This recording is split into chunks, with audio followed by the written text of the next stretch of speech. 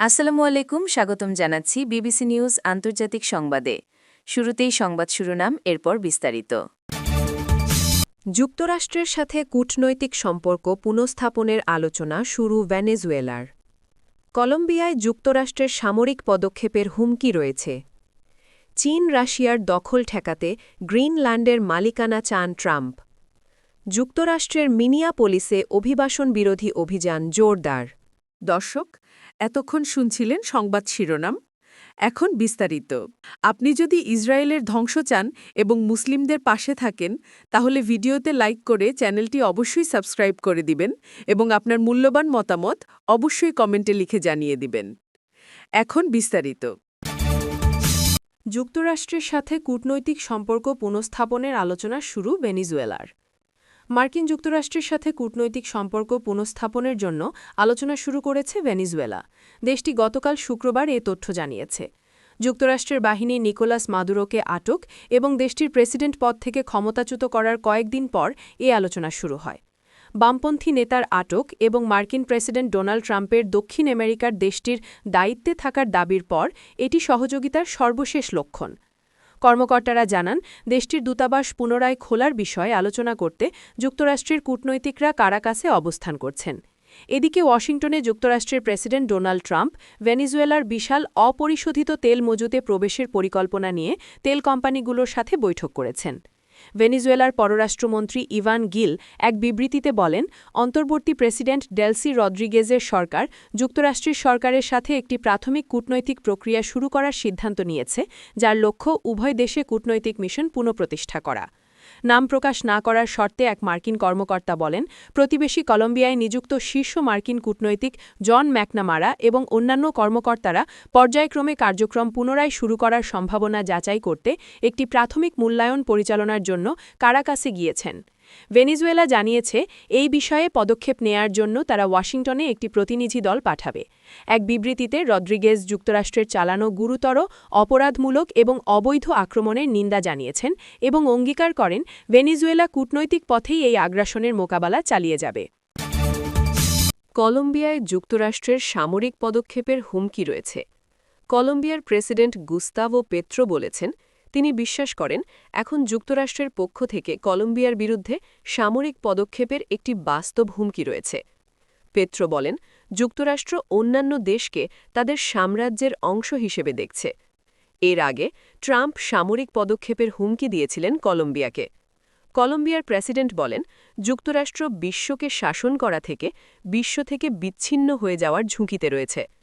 তিনি আরও অভিযোগ করেন, যুক্তরাষ্ট্রের ইমিগ্রেশন এবং কাস্টমস এনফোর্সমেন্ট আইসিই এজেন্টরা নাৎসি ব্রিগেডের মতো আচরণ করছে।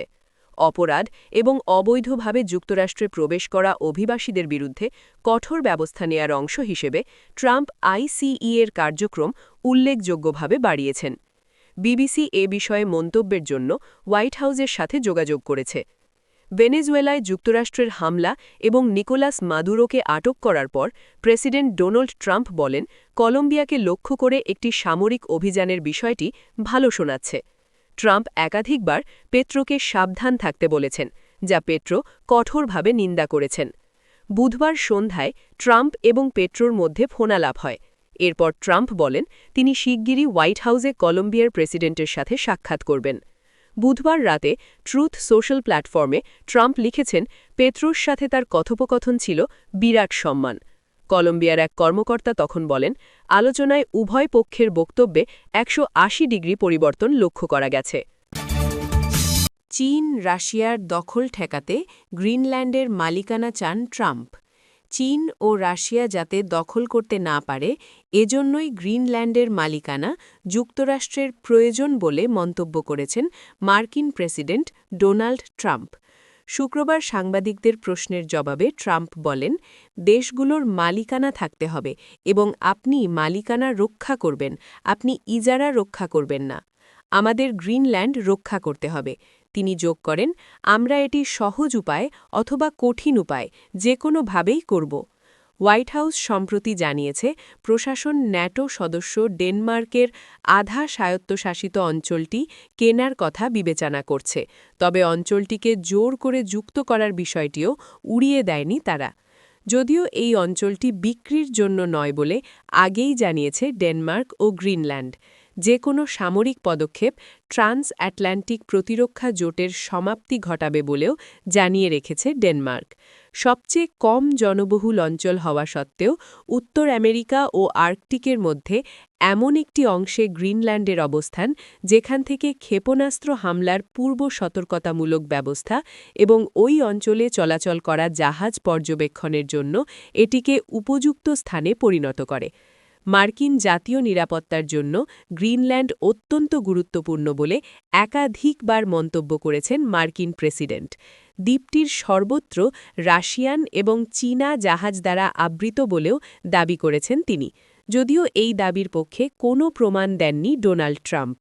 গ্রিনল্যান্ডের উত্তর-পশ্চিম প্রান্তে অবস্থিত পিটুফিক ঘাঁটিতে ইতোমধ্যেই শতাধিক মার্কিন সামরিক কর্মী স্থায়ীভাবে মোতায়েন রয়েছেন, যে ঘাঁটিটি দ্বিতীয় বিশ্বযুদ্ধের পর থেকেই চালিয়ে আসছে মার্কিন যুক্তরাষ্ট্র। এছাড়া ডেনমার্কের সাথে বিদ্যমান চুক্তি অনুসারে গ্রিনল্যান্ডের যত খুশি সৈন্য মোতায়েনের ক্ষমতাও রয়েছে মার্কিন যুক্তরাষ্ট্রের। যুক্তরাষ্ট্রের মিনিয়াপোলিসে অভিবাসন বিরোধী অভিযান জোরদার। যুক্তরাষ্ট্রের মধ্য পশ্চিমাঞ্চলীয় শহর মিনিয়াপোলিসে অভিবাসন পুলিশের অভিযান জোরদার হওয়ার পর একে অপরকে রক্ষায় এগিয়ে আসছেন সাধারণ প্রতিবেশীরা। গত বছরের শেষ দিকে নিজের এক প্রতিবেশীকে অভিবাসন কর্তৃপক্ষ গ্রেফতার করেছে এমন খবর জানার পরই সাহায্যের হাত বাড়িয়ে দেন জেনিফার আর্নাল্ড। তিনি স্মৃতিচারণ করে বলেন, তিনি অর্থাৎ ওই প্রতিবেশী ফোন ধরেই কাঁদছিলেন। কাজের জায়গায় স্বামীর সাথে গিয়েছিলেন, তখন পুলিশ গাড়ি থেকে তাকে টেনে নামিয়ে ধরে নিয়ে যায়। 1 মাস পর আর্নাল্ড এখন পুরো পাড়া জুড়ে এক ধরনের সহায়তা নেটওয়ার্ক গড়ে তুলেছেন, যার লক্ষ্য হল প্রেসিডেন্ট ডোনাল্ড ট্রাম্প প্রশাসনের কঠোর অভিবাসন অভিযানের মধ্যে অভিবাসী পরিবারগুলোকে টিকে থাকতে সহায়তা করা। এই অভিযান চলতি সপ্তাহে প্রাণঘাতী রূপ নেয়। ওই ঘটনায় এক ফেডারেল এজেন্ট একটি এসইউভি চালানো নারীর ওপর গুলি চালায়। আর্নাল্ড জানান, শুরুতে তিনি এমন প্রতিবেশীদের সাহায্য করতেন যারা বাড়ি থেকে বের হতেও ভয় পাচ্ছিলেন। তিনি আরও বলেন, তারা বলছিল বাইরে যাওয়া নিরাপদ নয়। এরপর তিনি লক্ষ্য করেন কাছের স্কুল বা স্টপে যেখানে সাধারণত 20 জন শিশু থাকত, সেখানে হঠাৎ করে মাত্র 10 জন শিশু আসছে। আর্নাল্ড বলেন, অনেক পরিবারই তাদের সন্তানদেরকে স্কুলে পাঠাতে ভয় পাচ্ছিল, কারণ বাস স্টপে যেতে 2 ব্লক হাঁটতে হয়। তিনি প্রতিবেশীদের জিজ্ঞেস করেন, আপনাদের সন্তানের সাথে কেউ হাঁটলে বা গাড়িতে করে স্কুলে পৌঁছে দিলে তাহলে কি তাকে পাঠাবেন?